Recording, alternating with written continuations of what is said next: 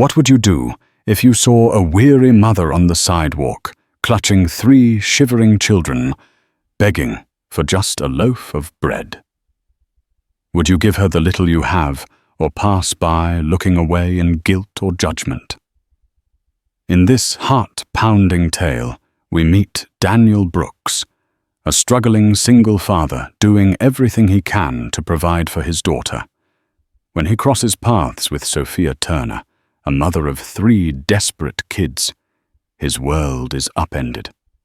Their chance encounter leads to shocking truths, hidden pasts, and a ripple effect of consequences.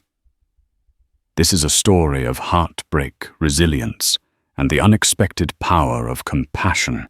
Prepare to be amazed. Daniel Brooks slammed his beat-up sedan's door and stepped onto the damp asphalt of a long-forgotten parking lot.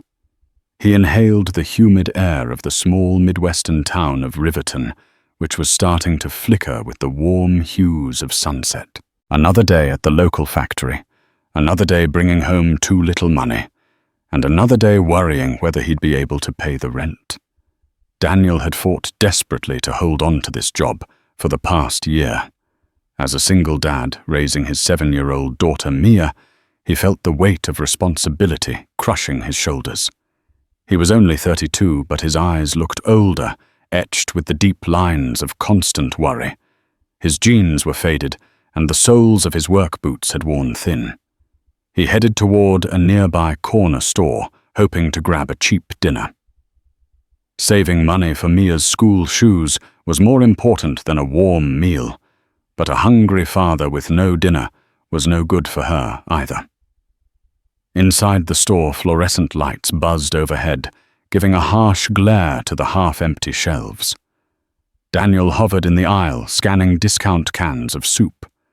He wondered if he should save the last few dollars in his wallet or give in to his stomach's growl.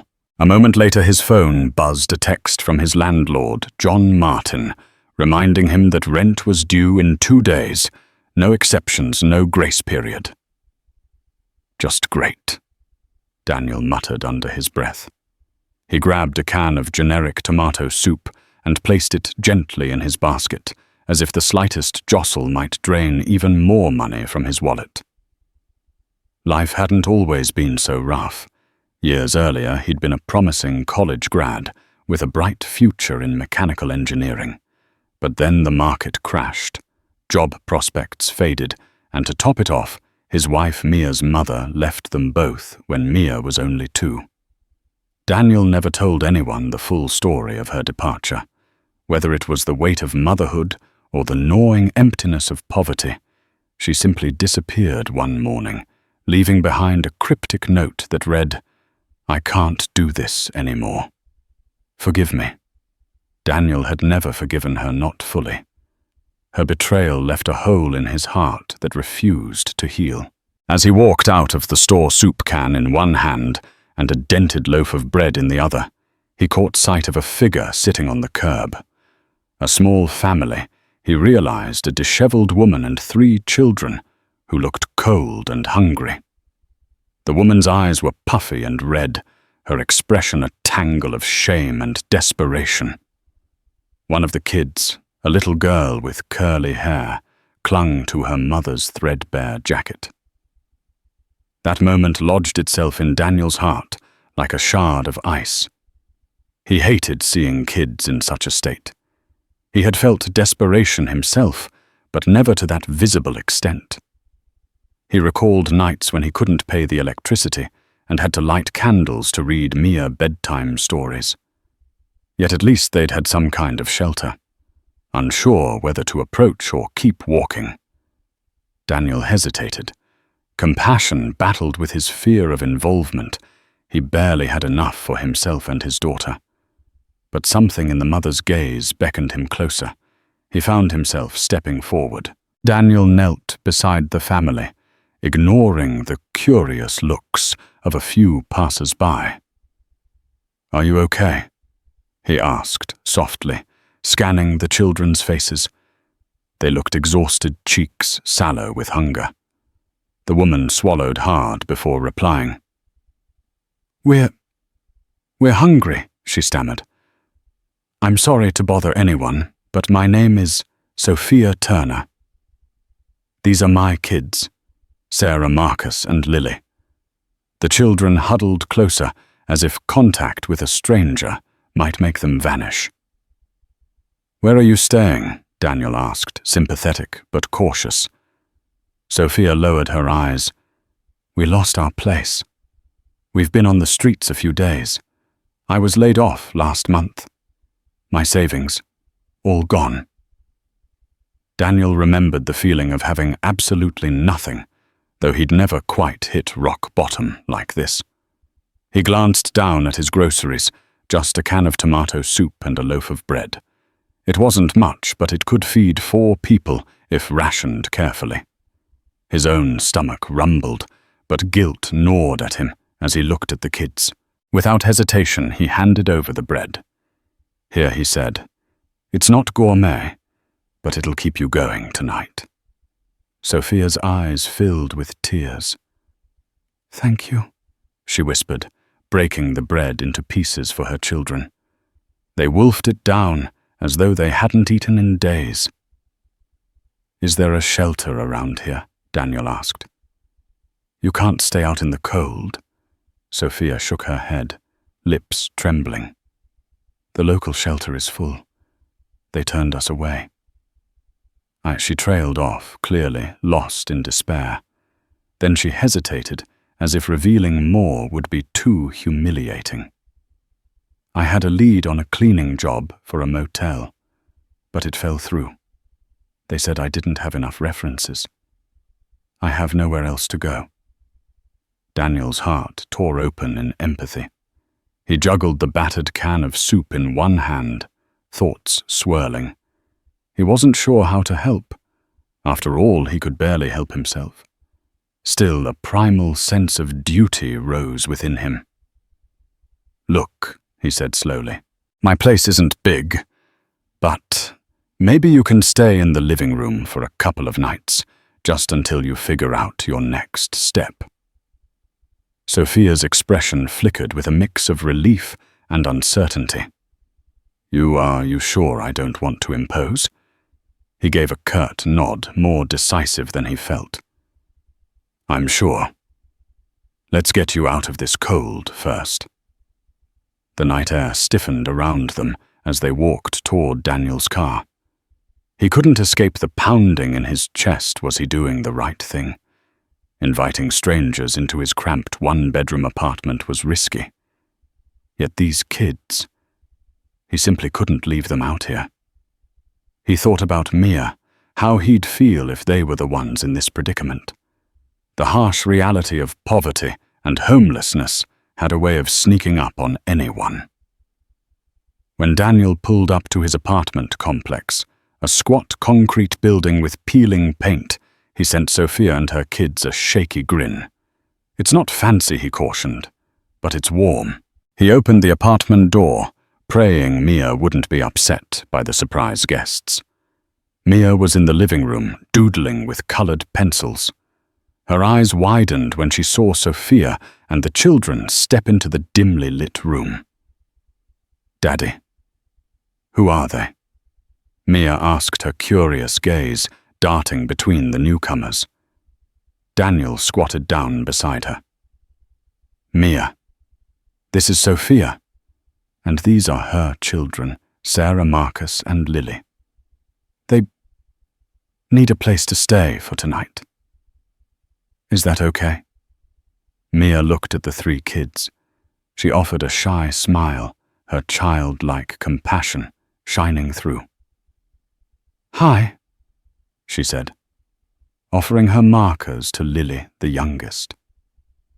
Lily grasped them tentatively, as though even a small act of kindness was foreign to her. That moment warmed Daniel's heart. He gently ushered them to the living room's worn couch and easy chair. "Make yourselves at home as much as you can. I'll grab some blankets." Sophia nodded, gratitude evident in her face. The children sat close together, eyeing the surroundings with uncertainty, like they were expecting to be kicked out any second. Daniel quickly heated the tomato soup in a pot on his tiny stove.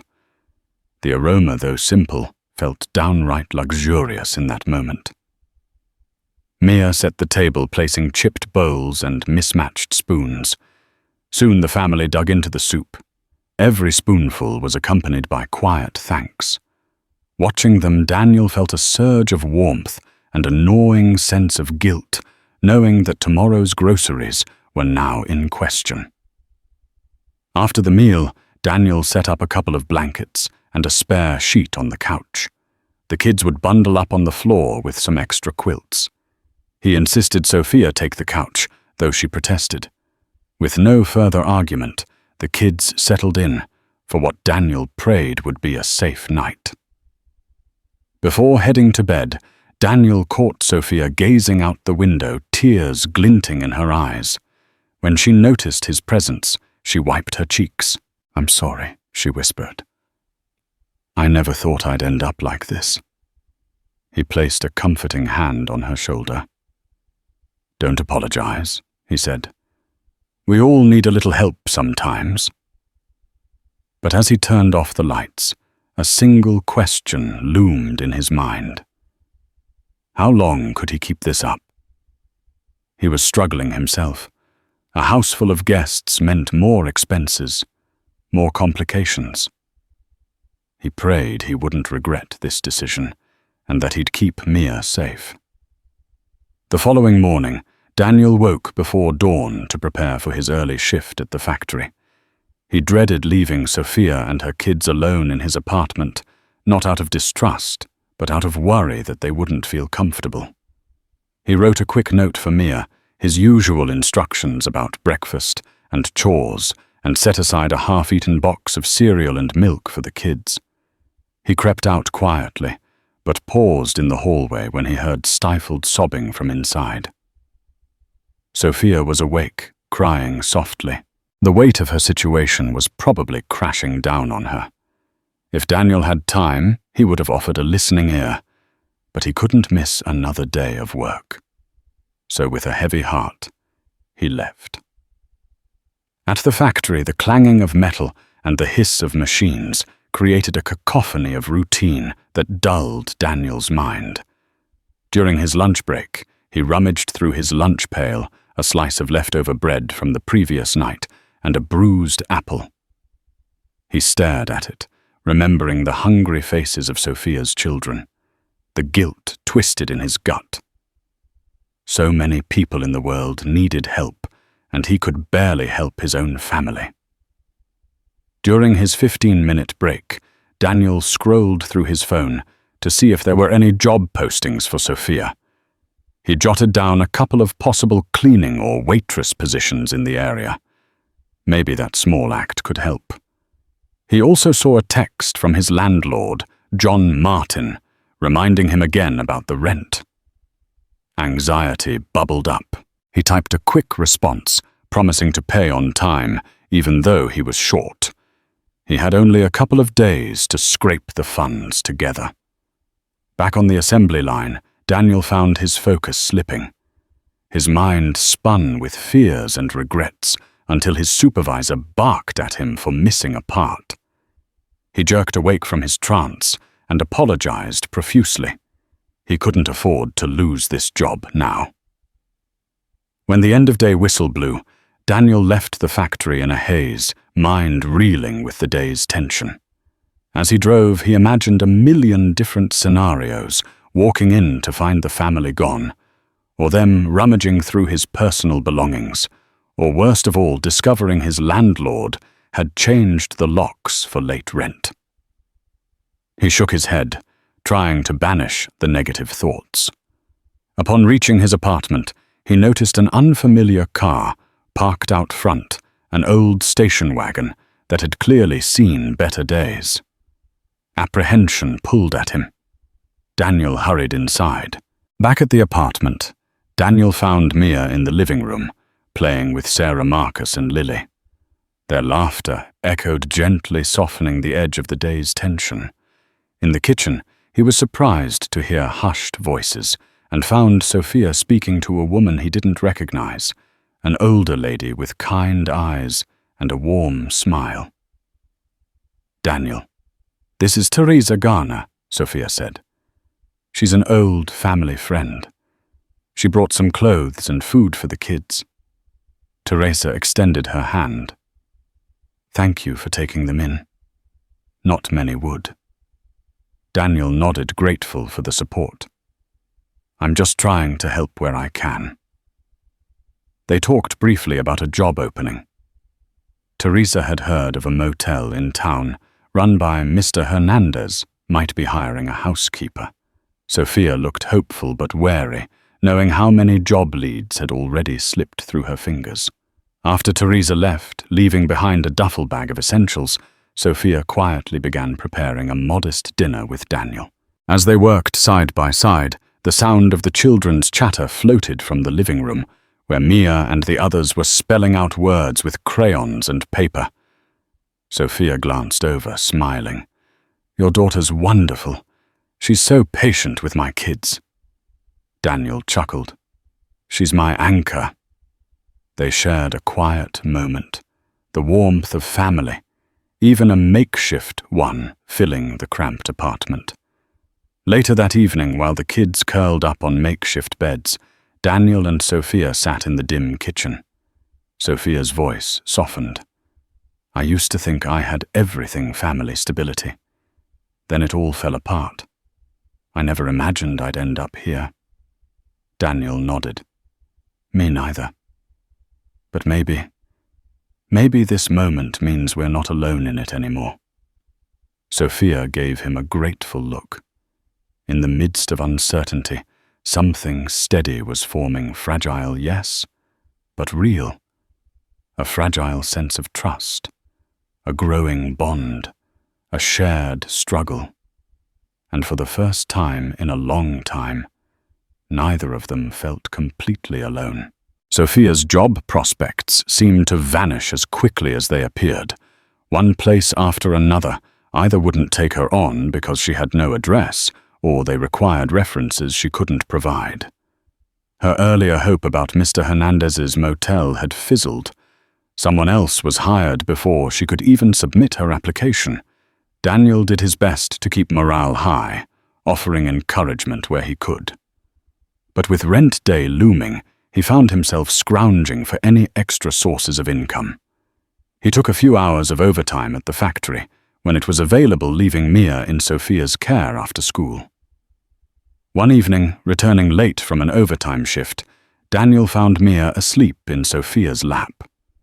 The living room lights were off, except for a small lamp on the side table. Sophia was humming a gentle lullaby, tears streaming down her cheeks. Daniel froze. "Is everything all right?" Sophia stared at Mia, stroking her hair. "She reminds me of me at that age," Sophia whispered, her voice trembling. "I was happy. I never expected life to turn out this way." Carefully, Daniel lifted Mia into his arms and carried her to his bedroom. He tucked her into bed, kissing her forehead. When he returned to the living room, he found Sophia on the couch, face buried in her hands. "Thank you for not judging me," she said softly. He sat down next to her. "Judging you for what?" She looked at him, eyes pleading. For having 3 kids and no home. For not managing life better. For failing them. Daniel sighed, feeling a rush of empathy. "Sophia, you're dealing with tough circumstances. It could happen to any of us." She started to say something but caught herself. Instead, she stared at the window as though searching the night sky for answers. "I used to have a husband," she said quietly, voice thick with heartbreak. "Nathan Turner. He was a good man once, but he lost his job, started drinking. He became violent. It wasn't safe for me or the kids, so I took them and ran. That's how we ended up here with nothing." Daniel listened, horror creeping through him at her revelation. "Sophia." "I'm sorry," he managed to say. He'd never experienced domestic violence firsthand, but just hearing about it made his stomach churn. She swallowed hard. It got worse right before we left. One night he came home drunk, ranting about how it was my fault he lost his job, how we never should have had kids. He threw a bottle. Lily almost got hurt. Daniel clenched his fists, rage flaring on their behalf. You did the right thing by leaving. Sophia blinked away tears. I didn't know where to go. I just grabbed whatever cash I had, a few clothes, and we drove off in that old car. Eventually we landed here, out of money, out of options. Silence clung to the apartment's walls. Daniel's mind churned with questions. How could a father do that? The kid seemed so sweet. He found his voice again.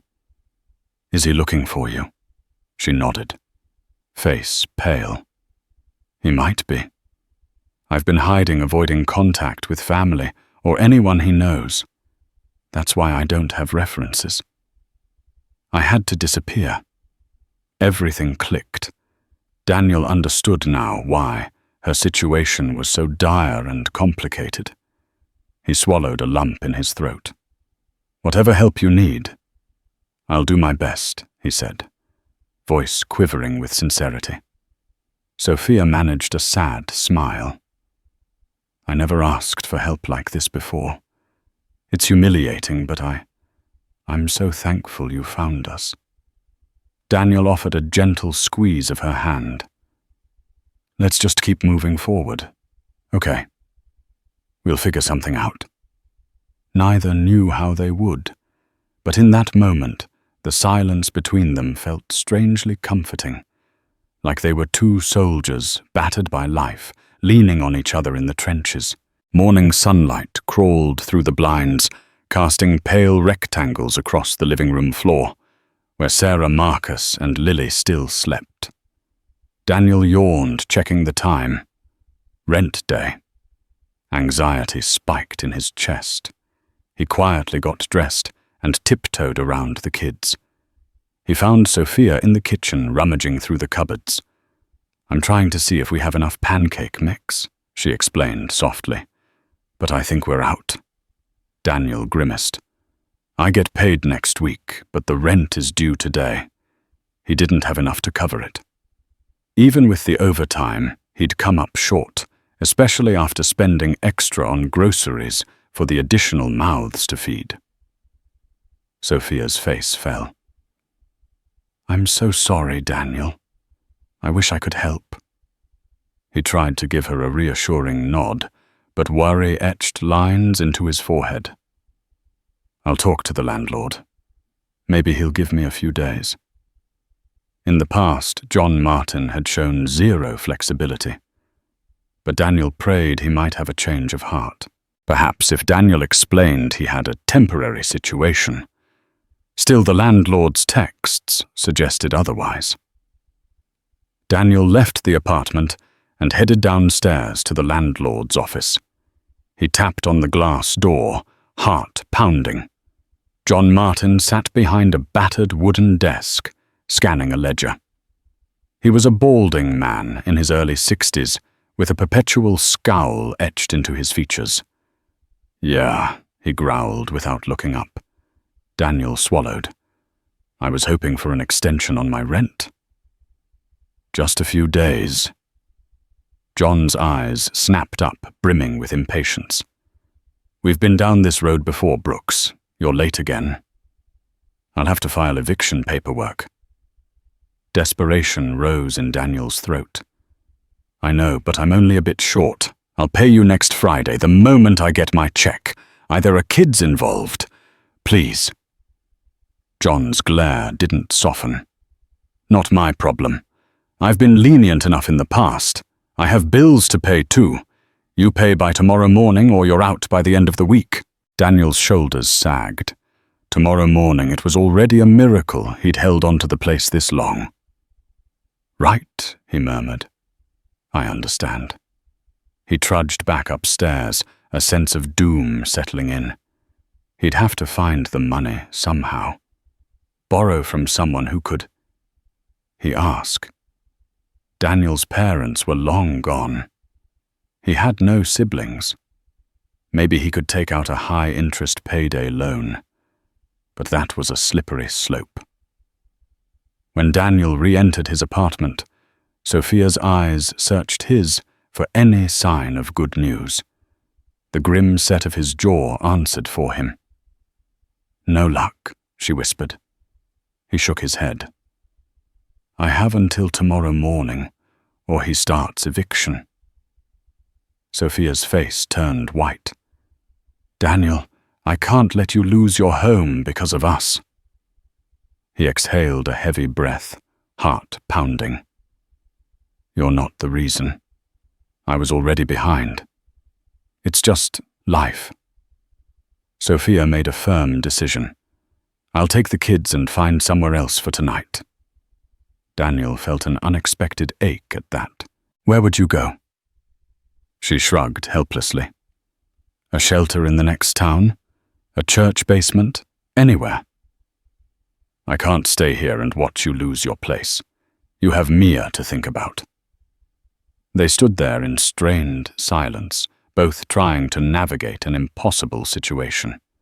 Finally, Daniel cleared his throat.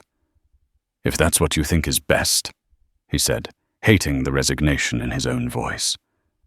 Sophia nodded, tears glistening. "Thank you for everything. Maybe we'll find each other again when things get better." Before Sophia could leave, fate intervened in the form of an unexpected phone call. Daniel's cell phone buzzed with an unfamiliar number. He hesitated before answering, half expecting it to be another debt collector. "Hello," Daniel said wearily. A woman's voice crackled through the line. "Is this Daniel Brooks?" "My name is Jennifer Walters from the HR department at Westbridge Engineering." Daniel's heart jumped. Westbridge was a reputable engineering firm he'd applied to years ago, back when he first moved to Riverton. "Yes, this is Daniel. Are you still available for employment? We had your resume on file, and we have an urgent opening for a mechanical technician." Shock, excitement, and disbelief slammed into Daniel like a tidal wave. "Yes, absolutely. I'm available." The woman gave him the details. The position offered significantly higher pay than his factory job, plus benefits. "We'd like to conduct a final phone interview tomorrow, if you're still interested," she concluded. Daniel nearly dropped the phone. "I'm definitely interested." "Thank you." He hung up, mind reeling. Could this be the break he desperately needed? If he landed that job, he could possibly make rent, maybe not tomorrow, but soon enough that it might buy him some leniency. He needed to speak with John Martin again, armed with this potential good news. Sophia watched him with curious, worried eyes. Who was that Daniel relayed the conversation voice, filled with a mixture of awe and anxiety? She broke into a cautious smile. "That's fantastic." "Congratulations," he laughed breathlessly. "It's just an interview, but if it comes through, I can fix everything. Maybe even help you more." Sophia's smile wavered. "I don't want to be a burden, Daniel." He shook his head vehemently. "You're not. If I can provide a roof for my daughter and you at least temporarily, I want to do that." Despite the spark of hope, they both knew nothing was guaranteed. Yet for the first time in weeks, Daniel saw a glimmer of light at the end of a very dark tunnel. The next morning arrived like a freight train of anxiety. Daniel called in sick to the factory, risking his current job, to ensure he wouldn't miss the phone interview with Westbridge Engineering. Meanwhile, Sophia hastily packed her meager belongings, prepared to leave if the interview didn't yield an immediate solution. Daniel sat on his bed phone, clutched in sweaty hands, while Mia tiptoed around, quietly aware something monumental was happening. When the call finally came, Daniel's heartbeat hammered. The phone interview felt like a blur of technical questions and polite conversation. Daniel tapped into every ounce of knowledge he'd gained from his short engineering stints and academic background. When the call ended, he stared at the screen, adrenaline coursing through him. They'd said he sounded promising. He'd have to come in for an in-person interview. There was no immediate job offer, but the door was open. He stumbled into the living room, voice trembling as he explained the outcome to Sophia. "They want me to come for an on-site interview next Wednesday," he said, half relieved, half terrified. "That's still too late for rent due tomorrow." Sophia bit her lip. "Then I'll go. We can't risk you losing your home. If you get this job, you can catch up on rent next month." Daniel's shoulders slumped. She was right. He had no immediate way to produce the rent. But the thought of letting her and the kids wander onto the streets again ripped at him. He looked around the cramped apartment, his mind racing. Suddenly, a timid knock on the door interrupted his thoughts. Daniel's heart skipped. Maybe the landlord, or worse, an eviction officer already. He opened it to find Teresa Garner, Sophia's friend, standing there with an uncertain expression. She clutched a small purse. "Teresa," Sophia said, stepping forward in surprise.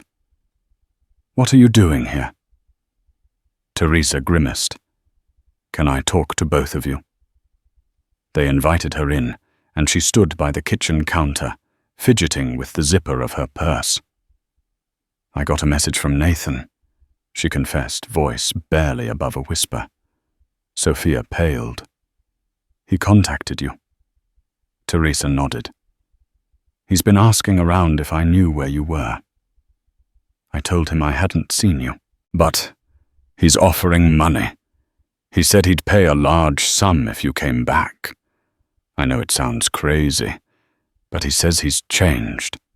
Sophia's face contorted in anger and fear. "He's never going to change. He just wants control." Teresa nodded vigorously. "I agree. I told him to leave me alone. But I thought you should know he might come looking for you." Daniel felt his stomach twist. The idea of a violent ex searching for Sophia and the kids terrified him. "We need to keep you safe," he said firmly. Sophia trembled. "I'm so sorry, Daniel. I never wanted to bring danger to your door." Teresa hesitated, then opened her purse, pulling out a crinkled white envelope. Listen, Sophia.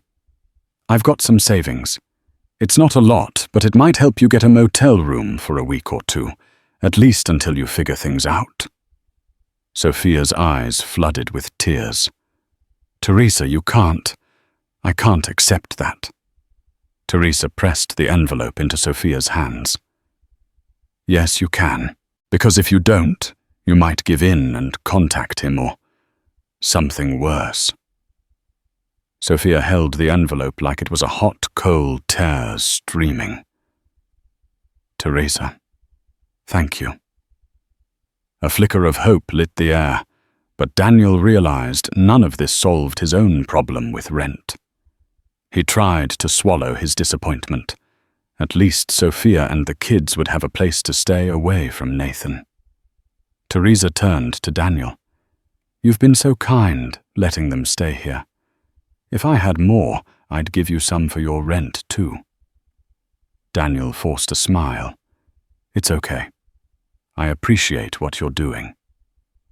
That afternoon, Sophia gathered her children and the few belongings they'd accumulated. The mood in the apartment was bittersweet. Mia clung to Lily, tears in their eyes at the thought of separating. Sophia wrapped Daniel in a tight hug. "I can't ever repay you for what you did. If we're safe at the motel, we'll figure out a plan. And you get that new job." Daniel tried to swallow the lump in his throat.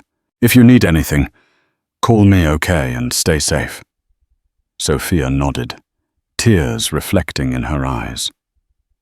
"We will." Teresa drove them to a nearby motel, and suddenly, Daniel's home was quiet. Too quiet. Mia retreated to her room sullen, and Daniel was left with the crushing reality of his rent. He considered going back to the landlord one last time, explaining that he had a big interview. But the man had already made his stance clear. Daniel felt pinned to a wall of impossibility.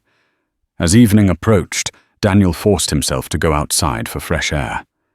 He wandered the neighborhood aimlessly, eventually finding himself at a small strip mall. A neon sign for a payday loan center blinked ominously. His rational mind screamed that it was a trap, but desperation pushed him forward. Inside the cramped fluorescent-lit office, a bored clerk looked up. "How can I help you?" Daniel fought the urge to run. "I need a loan. Quick." 30 minutes later, after filling out endless paperwork, Daniel left with just enough cash to cover rent. The interest rate was astronomical, but at least he'd avoid eviction for now. He'd have to pray the engineering job came through before the loan payments buried him. The next day, Daniel paid his rent to a cold-eyed John Martin, who accepted the money with a grunt. "Don't be late again," was his only warning. Daniel walked away, feeling more trapped than relieved. He had a roof over his head, but now he owed nearly double the amount he'd borrowed in fees. He reminded himself that if Westbridge hired him, he'd be able to dig himself out of this pit. He had no other choice but to believe it. Days passed in a blur of sweaty, palmed anticipation for the interview. Mia sensed his tension and tried to distract him with playful antics, drawing pictures of him in a superhero cape, rummaging around the apartment to find small objects to redecorate his desk for good luck.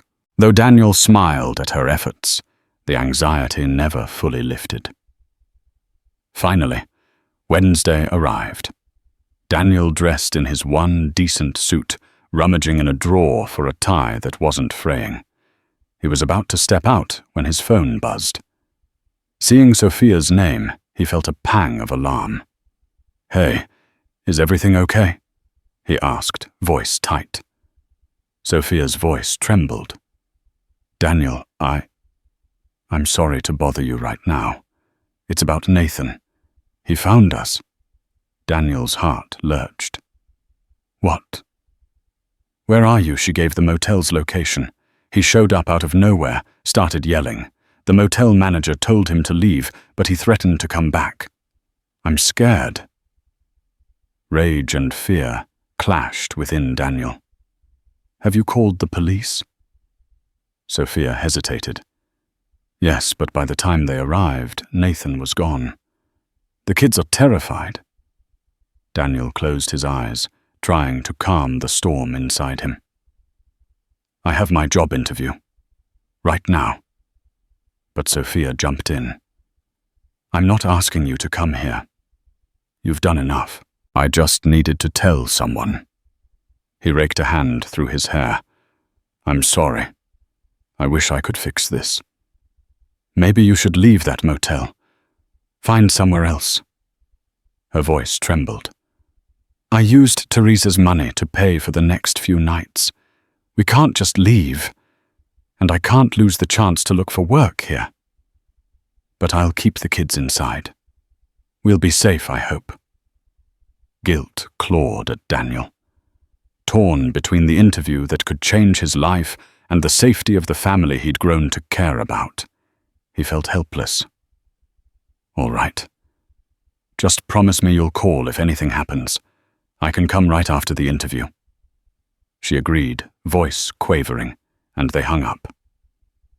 Daniel's mind was a whirlpool of worry as he entered the gleaming lobby of Westbridge Engineering. Polished floors, sleek reception desk, a stainless steel sign glinting with the company's name, he felt out of place in his outdated suit. A friendly receptionist led him to a waiting area where he tried to compose himself. He remembered the day he'd graduated from college full of ambition and dreams.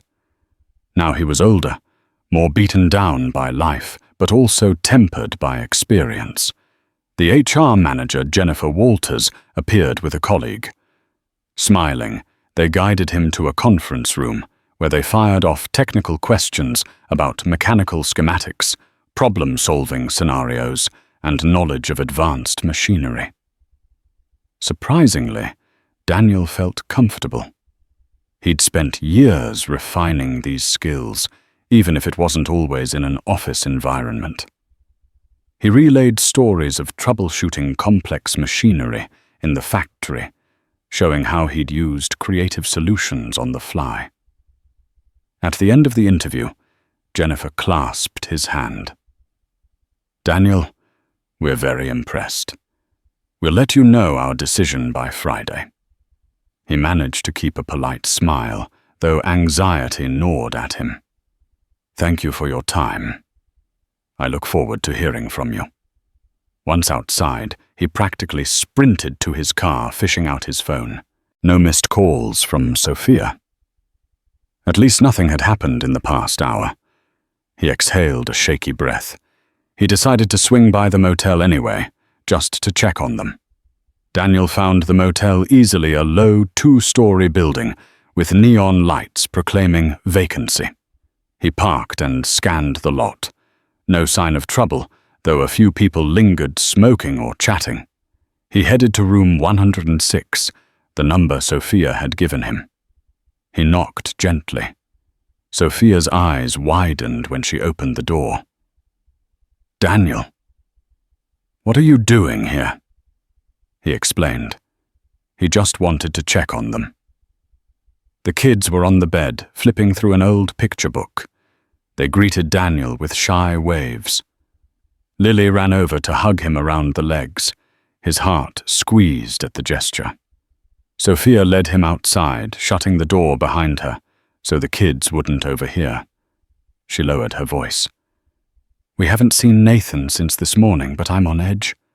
Every knock on the door makes my heart skip." Daniel nodded, tension coiling in his chest. "Maybe you should pack up and stay at a women's shelter. This place is too easy to find." She tensed. "I contacted one.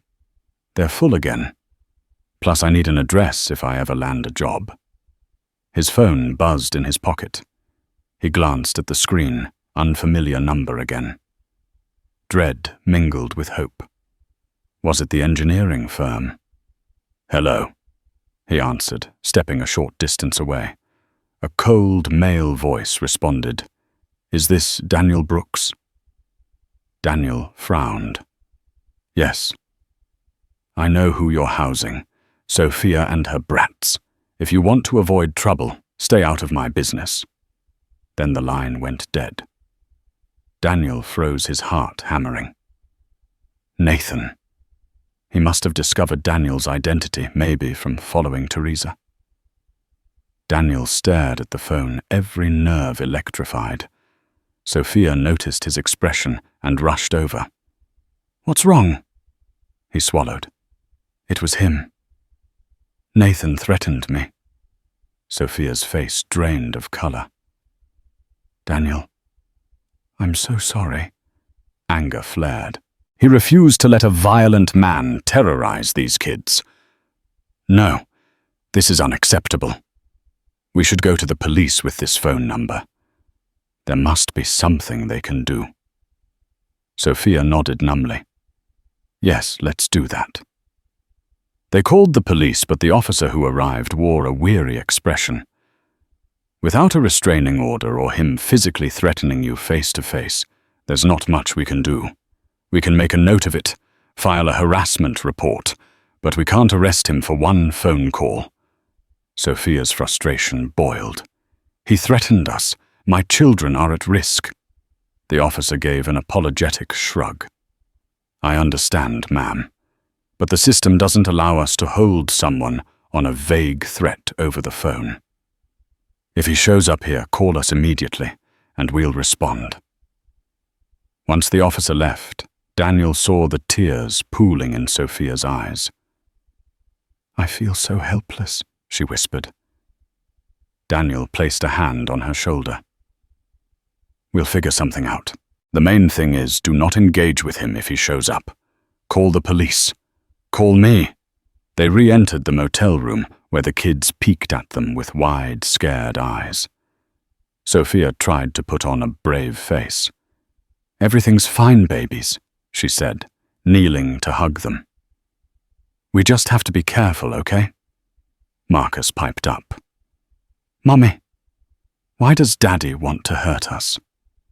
Sophia's breath hitched, and Daniel felt the sting of heartbreak in his own chest. She stroked Marcus's hair. "Daddy's not well, sweetheart. But we'll stay safe." Daniel couldn't stand seeing them like this. He crouched beside them. "I promise I'll help however I can." Thursday passed in a tense haze. Daniel worked his factory shift, checking his phone every break, terrified he'd see a missed call from Sophia or from the engineering firm. Every hour felt like a battle between dread and cautious optimism. Finally, on Friday afternoon, Daniel's phone rang during lunch. He stared at the caller ID Westbridge Engineering. His hands shook as he answered. Jennifer Walters greeted him with a bright tone. "Daniel, I'm pleased to offer you the position at Westbridge. We'd like you to start in 2 weeks, if that's possible." A huge wave of relief crashed over him, tears threatening to well up. "Thank you so much." "Yes, that's definitely possible."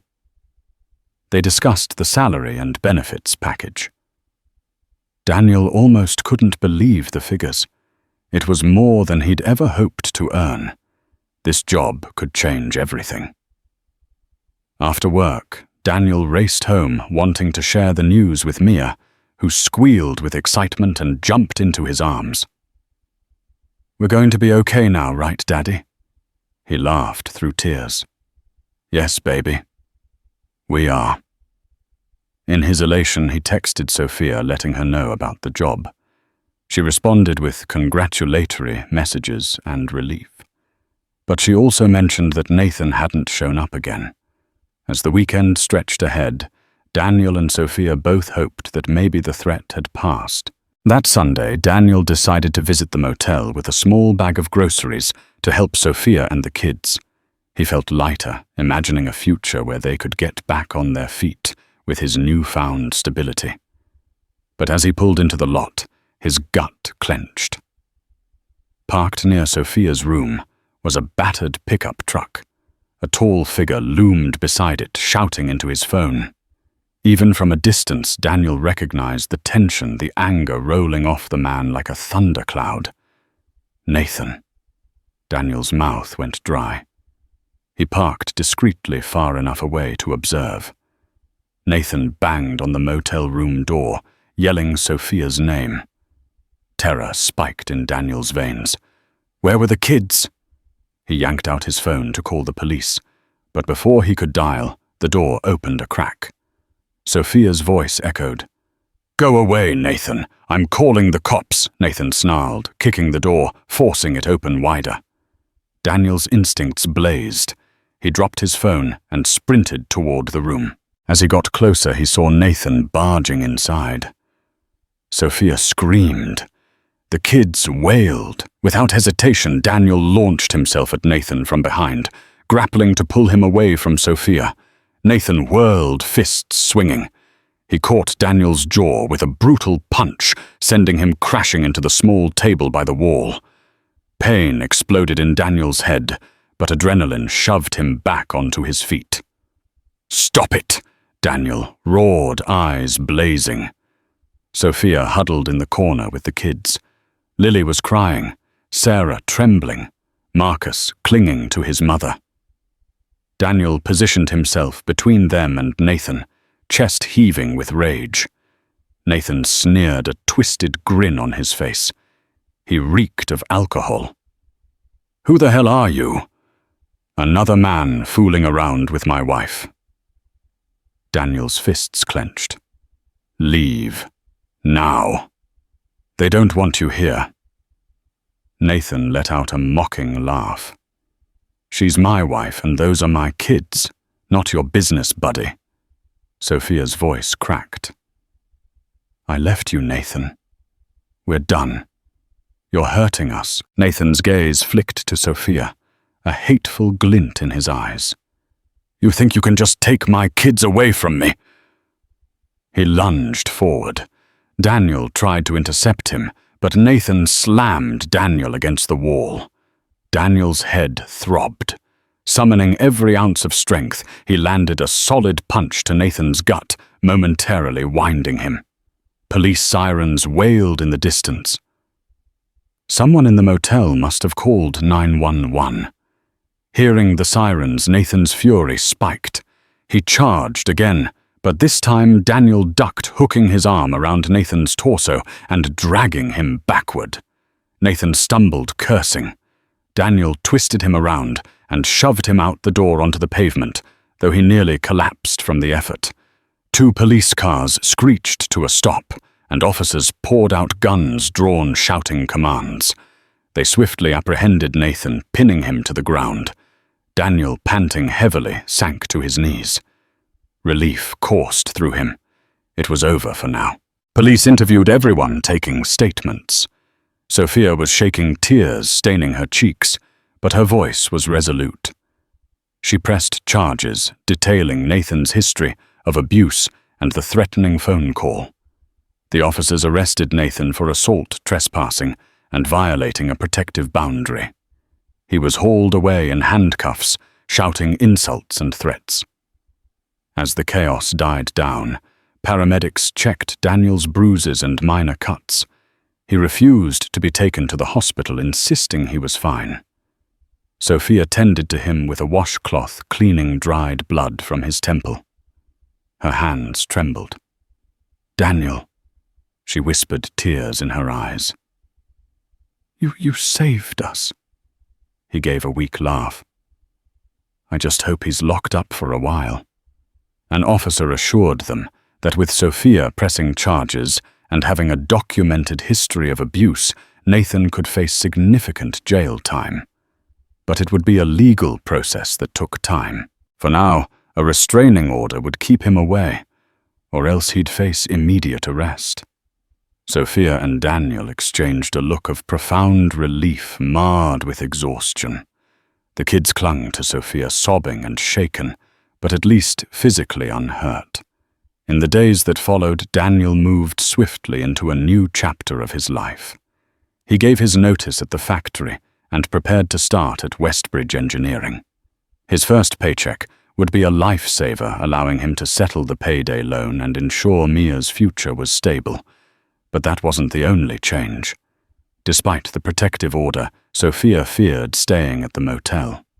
Daniel, feeling bolder with his soon-to-increase salary, asked her and the kids to move in temporarily again until she could find a stable job and place. This time, there was no hesitation on either side. When the day came, Daniel hauled Sophia's few bags back into his apartment. The kids followed behind, uncertain but relieved to be in a familiar space rather than a motel under constant threat. Mia rejoiced at having her friends back. Though the space was still cramped, it felt safer, more hopeful. Daniel and Sophia promised each other to find a proper 2-bedroom place, soon at least for the short term, so the kids had their own sleeping area. Meanwhile, Westbridge turned out to be everything Daniel hoped for, and more. On his first day, he was thrown into complex projects, designing and testing mechanical components, overshadowing the repetitive drudgery of the factory floor. He stayed late, spurred by excitement, and found himself daydreaming of a brighter future. Paying off debt, upgrading to a decent car, maybe even going back to night classes to complete an advanced degree. The possibilities seemed endless. Still, the biggest reward was coming home to Mia's smile and the knowledge that a family he'd once found begging on the streets was safe thanks in part to his compassion. It was a heady mixture of responsibility and fulfillment. With Nathan in jail, Sophia felt the shackles of fear loosening. Her kids were calmer, too, beginning to laugh and play the way children should. She found a part-time cleaning position at a small office building nearby. And though it wasn't glamorous, it was a start. She beamed when she brought home her first paycheck, a tangible sign of her independence. But karma sometimes bites back in unexpected ways. One evening, Daniel checked his mailbox and found an official-looking envelope from the county sheriff's office. His stomach twisted. Was there a problem with the charges against Nathan? The letter was worse than he'd imagined, a court summons for a hearing. Not only was Nathan contesting the protective order, but he was also dragging Daniel into a civil suit. According to the notice, Nathan was claiming that Daniel assaulted him without provocation. He sought damages for emotional trauma and physical harm. Fury scorched Daniel's veins. He attacked me. He yelled, brandishing the letter to Sophia. "This is insane." Sophia's eyes brimmed with guilt and fear. "He's desperate to get out of jail time. He'll try anything." They quickly contacted the same officer who had arrested Nathan. He recommended they get legal aid. "Don't worry too much," the officer said. "You've got a solid case with multiple witnesses and the motel's surveillance cameras." The hearing was set for a month later, meaning Daniel would have to juggle a new job while preparing for court. It was a blow to the fresh sense of peace he'd been enjoying. Yet as the days passed, more evidence piled up against Nathan. The motel manager provided the security footage, which clearly showed Nathan forcing his way in, and Daniel defending Sophia and the children. Even the paramedics' reports documented Daniel's injuries. It was only a matter of time before Nathan's attempt to shift blame collapsed. The courthouse was a nondescript brick building. Daniel arrived with Sophia by his side, each wearing their best outfits, nerves taut. The children stayed home with Teresa. When the case was called, they found themselves facing Nathan, who was out on bail, and his surly attorney. Daniel's heart thundered as lawyers sparred over technicalities: who struck first, who had the right to enter the motel room. But each piece of evidence reinforced Daniel's innocence. Then the surveillance video sealed the deal. The judge, unimpressed by Nathan's baseless claims, dismissed the civil suit. Furthermore, she upheld the protective order, chastising Nathan for his behavior. A separate criminal case awaited him. As they exited the courtroom, Daniel noticed Nathan glowering, the hatred in his eyes still burning. But the guard escorted him away, a chain around his wrists. Sophia trembled in relief. Daniel pulled her into a hug. "It's over," he whispered. "You're free." She let out a shuddering breath. "I can't believe it." Outside, the sun beamed down as though the universe was celebrating with them. They took a moment standing there on the courthouse steps to let reality sink in. For once, the future didn't look so bleak. Over the next few months, life changed drastically for Daniel and Sophia. With Daniel's higher income, they found a modest but comfortable 2-bedroom rental house. Mia was thrilled to have a yard, and Sophia's children were ecstatic to have actual bedrooms. Sophia continued to work her cleaning job while taking online classes to improve her employment prospects. Free of Nathan's looming presence, she found a new confidence and hope for her family. And what of Daniel and Sophia's relationship? Slowly, tenderly, it began to evolve beyond friendship. It was a natural progression: shared hardships, mutual respect, and the closeness forged by adversity. One evening after the kids had gone to bed, they found themselves on the porch, sipping tea and watching fireflies dance against the twilight. Sophia confessed, "I'm scared to love again, Daniel. Part of me is still healing from Nathan's abuse." Daniel understood. His own wounds ran deep from his ex-wife's abandonment. But in Sophia, he found not just a companion in hardship, but a woman with a resilient spirit. He gently squeezed her hand. "We can take it slow," he said. "But I want you to know. You've changed my life too."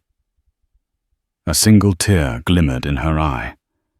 "Thank you," she whispered, "for believing in me and the kids, for everything." He smiled, heart brimming with gratitude and cautious optimism. "We're in this together." On that quiet porch, under the gentle glow of stars, their journey came full circle. From the desperate encounter on a cold sidewalk to building a life that promised warmth and security. Struggles would still come, but with each other's support, they believed they could face anything. Life had dealt them harsh lessons, but it had also offered redemption, proving that even at the darkest hour, compassion and courage can light a path toward hope. And in that hope, a new family was born, not from blood, but from love, resilience, and the profound impact of a single act of kindness. Thank you for joining us on this emotional roller coaster, a journey of heartbreak, resilience, and the power of compassion. Daniel and Sophia's story reminds us that even in the darkest times, a single act of kindness can spark a chain reaction of hope. Sometimes life throws impossible challenges our way, but staying true to empathy, courage, and love can lead to a brighter tomorrow. If you found yourself moved by this story, if you laughed, cried, or felt the stirring of hope within your own heart, please show your support. Hit that like button. Share this video with friends and family who might need a reminder that second chances are always possible, and don't forget to subscribe to our channel for more real-life dramas, inspiring tales, and heartfelt lessons. Together, let's keep spreading hope, one story at a time. Thank you for watching.